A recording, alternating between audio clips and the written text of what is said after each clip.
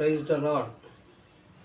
ಆಗಮ್ಯವಾದ ಬೆಳಕಿನಲ್ಲಿ ಸಂಚರಿಸುವ ಯೇಸು ಕ್ರಿಸ್ತನ ಪರಿಶುದ್ಧ ನಾಮದಲ್ಲಿ ನಿಮ್ಮೆಲ್ಲರಿಗೂ ವಂದನೆಗಳು. ಈ ದಿನದ ದೇವರ ವಾಕ್ಯ, ಕರ್ತನಾದ ಯೇಸು ಕ್ರಿಸ್ತನು ಈ ಭೂಮಿಯ ಮೇಲೆ ಇರುವಾಗಲೂ ಜನರು ಪ್ರಾರ್ಥನೆಯ ಮನೆಯನ್ನು ಕಳ್ಳರ ಗವಿಯಾಗಿ ಮಾರ್ಪಡಿಸಿದರು.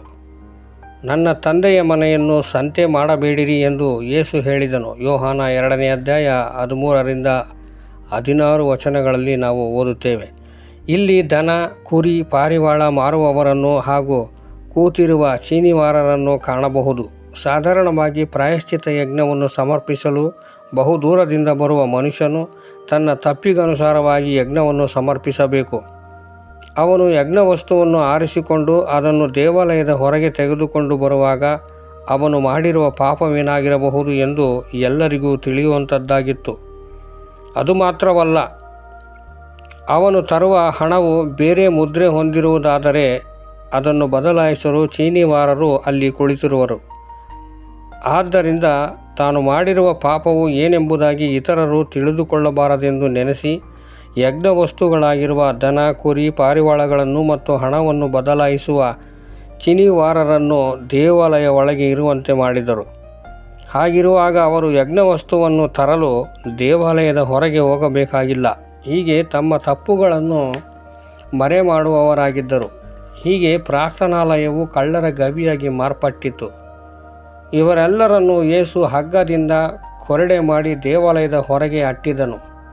ನಮ್ಮ ಆತ್ಮಿಕ ಜೀವಿತದಲ್ಲಿ ನೋಡುವಾಗ ದನಗಳನ್ನು ಮಾರುವವರೆಂದರೆ ಸ್ವಾರ್ಥ ಚಿತ್ತವನ್ನು ಮಾಡುವವರನ್ನು, ಕುರಿಗಳನ್ನು ಮಾರುವವರೆಂದರೆ ಸ್ವನೀತಿ ತೋರಿಸುವವರನ್ನು, ಪಾರಿವಾಳ ಮಾರುವವರು ಎಂದರೆ ಕಪಟಿಗಳಾಗಿ ಜೀವಿಸುವವರನ್ನು ಹಾಗೂ ಚೀನಿವಾರರೆಂದರೆ ದ್ರವ್ಯಾಶೆಯುಳ್ಳವರನ್ನು ಸೂಚಿಸುತ್ತದೆ.